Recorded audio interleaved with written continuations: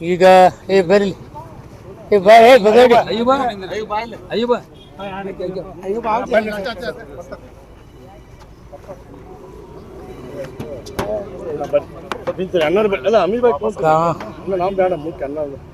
ಕಾಂಗ್ರೆಸ್ಸಿನ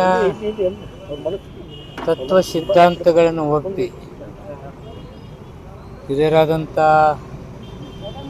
ನಮ್ಮ ನಾಯಕರಾದಂಥ ಸಿದ್ದರಾಮಯ್ಯ, ಡಿ.ಕೆ. ಶಿವಕುಮಾರ್ ಅವರ ವಿಚಾರಗಳನ್ನು ಒಪ್ಪಿ ಹಲವಾರು ವಿಚಾರಗಳಲ್ಲಿ ನಾವು ಯಾಕೆ ಚುನಾವಣೆ ನಿಲ್ಲಬಾರ್ದು ಅಂತಕ್ಕಂಥದ್ದು. ಇವರು 3 ಜನ ಶಕ್ತಿವಂತರೇ, ಬಳ್ಳಾರಿಯವರಾಗಲಿ, ನಮ್ಮ ಬಾಗೇವಾಡಿಯವರಾಗಲಿ, ಬಾಳಿಕಾಯಿಯವರಾಗಲಿ, ಅವ್ರದ್ದಾದ ಒಂದು ಶಕ್ತಿ ಇದ್ದವರು.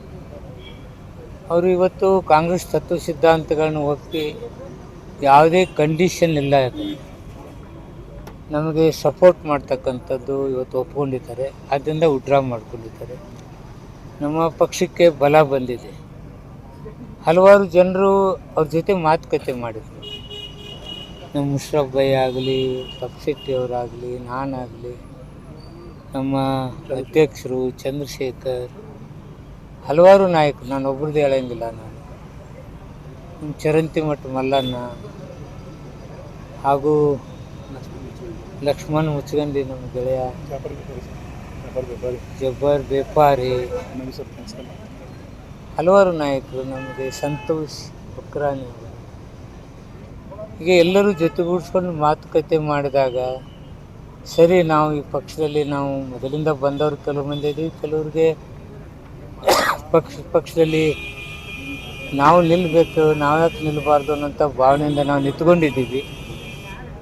ಆದರೆ ರಾಹುಲ್ ಗಾಂಧಿ, ಸೋನಿಯಾ ಮೇಡಮ್ ಹಾಗೂ ಸಿದ್ದರಾಮಯ್ಯಜಿಯವರು ಹಾಗೂ ಡಿ.ಕೆ. ಶಿವಕುಮಾರ್ ಅವರ ಹಲವಾರು ಅಭಿವೃದ್ಧಿ ಕಾರ್ಯಗಳು ನಮ್ಮ ಜೊತೆ ಇದ್ದಾವೆ. ನಾವು ಪಕ್ಷಕ್ಕೆ ಸಪೋರ್ಟ್ ಮಾಡ್ತಾ ತೆಗೆದುಕೊಂಡಿದ್ದಾರೆ. ನಮ್ಗೆ ಸಂತೋಷ ತಂದಿದೆ. ಅವ್ರ 3 ಮಂದಿ ಶಕ್ತಿ ನಮಗೆ ಒಂದು ಅಗಾಧವಾದ ಶಕ್ತಿಯಾಗಿದೆ. ನಮ್ಮ ಪಕ್ಷಕ್ಕೆ ಗೆಲುವಿಗೆ ಭಾಳ ಸಹಾಯಕಾರಿ ಆಗುತ್ತೆ.